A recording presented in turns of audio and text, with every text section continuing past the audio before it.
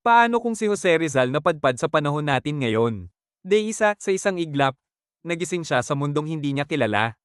Mga ilaw na hindi kandila, mga karwaheng hindi hinihila ng kabayo, at mga taong nakatutok sa maliliit na kahon na umiilaw. Sinubukan niyang intindihin ang lahat, pero habang tumatagal, may isang tanong na hindi mawala sa isip niya. Ito ba ang kalayaan na kanyang ipinaglaban? Day dalawa, nilaibat niya ang lungsod, nakita ang kaunlaran, ang teknolohiya, ang bilis ng mundo.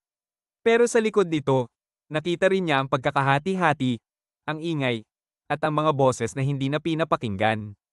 At doon niya naisip nagbago nga ang panahon, pero ang laban, parang pareho pa rin. Day tatlo, hindi siya nagsalita agad, pinagmasdan niya muna ang mundo. Hanggang sa isang araw, kumuha siya ng papel, o sa panahong ito, isang screen.